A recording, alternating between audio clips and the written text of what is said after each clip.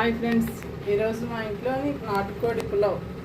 దానికి కావాల్సిన ఇంగ్రీడియంట్స్ నాటుకోడి బోన్స్ లాంటివన్నీ తీసుకొని ఇలా కడిగి పెట్టుకున్నాను.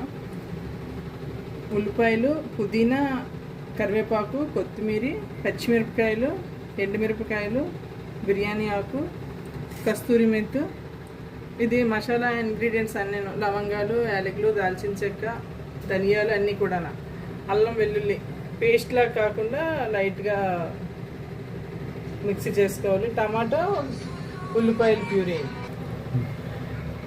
రైస్ ఇలాగా బ్రౌన్ కలర్ వచ్చినట్లు ఆయిల్ కానీ నెయ్యి కానీ ఏమీ వేసుకోకుండా ప్లెయిన్గా వేపుకొని ఉంచుకున్నాను. కస్తూరి మెంతి కూడా అలాగే రోస్ట్ చేశాను. ఇప్పుడు బిర్యానీ ఎలా చేసుకోవాలో విధానం చెప్తాను. ఉంచుకొని అలా హీట్ ఎక్కిన తర్వాత ఆయిల్ వేసుకోవాలి. కళాయి హీట్ అయిన తర్వాత తగినంత ఆయిల్ వేసుకోవాలి.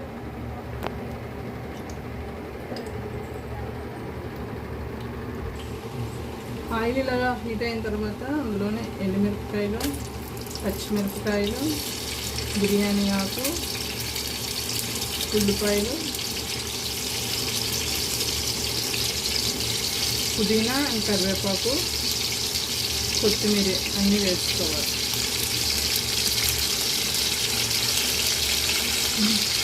నీళ్ళు వేసుకున్న తర్వాత బాగా వేసుకోవాలి.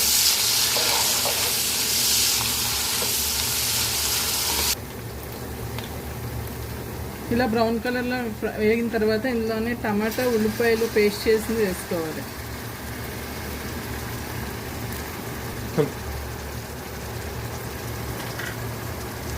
బాగా కలుపుకొని కాసేపు మూత పెట్టుకుని ఉంచుకోవాలి. 5 minutes పోయాక ఒకసారి ఫ్రై అయింది లేని చూస్తాం. ఇలా ఫ్రై అయ్యాక ఇందులో అల్లం వెల్లుల్లి పేస్ట్ ఉంది కదా, ఇలా వేస్తాం. బాగా వేపుకోవాలి దీన్ని కూడా. ఇలా వేపిన తర్వాత కొద్దిగా చిటికెడు పసుపు, స్పూన్ సాల్ట్, కారం తగినంత, నేను 2 స్పూన్స్ వేసుకుంటున్నాను. బాగా కలుపుకోవాలి.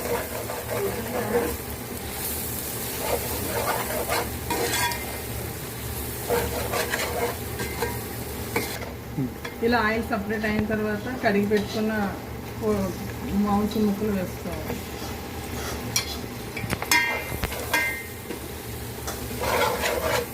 దాని మీదే గరం మసాలా ఇలాగ పౌడర్ చేసుకొని చల్లుకోవాలి.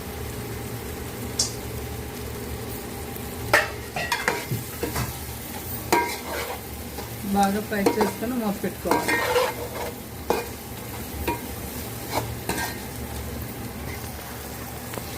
ఇలా కొద్దిగా రోస్ట్ అయిన తర్వాత కొద్దిగా వాటర్ వేసుకొని ఉడకబెట్టుకోవాలి. ఎందుకంటే నాటుకోడి కదా, గట్టిగా ఉంటాయి ముక్కలు. ఈ నీరంతా డ్రై అయిపోయినంత వరకు ఉడకబెట్టుకొని అప్పుడు రైస్ వేసుకోవాలి.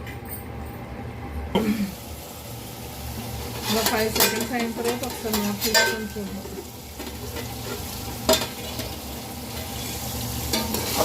ఇలా ఫ్రై అయిన తర్వాత ఇందులోనే ముందుగా బియ్యం వేసుకొని ఉంచుకున్నాం కదా, ఆ బియ్యం వేసుకోవాలి.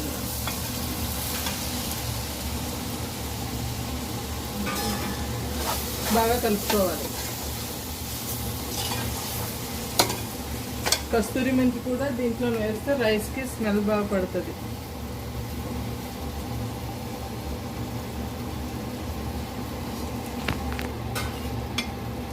గరం మసాలా కొద్దిగా ఉంచుకున్నాను కదా, అది కూడా వేసుకుంటే రైస్కి పడుతుంది బాగా. దీన్ని బాగా వేపుకోవాలి.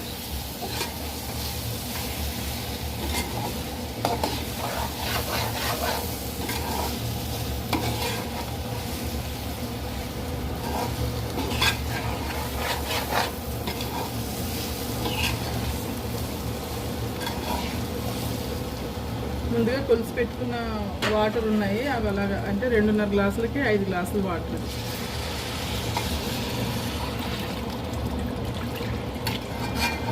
వేసుకొని బాగా మిక్స్ అయినట్లు బాగా కలుపుకొని ఇప్పుడే సాల్ట్ అది చూసుకొని మూత పెట్టేసుకోవాలి. పావు గంట అయిన తర్వాత మళ్ళీ మూత తీసుకొని చూసుకోవాలి. ఒకసారి కలుపుకోవాలి. ఓకే, ఉడికిపోయినట్లే.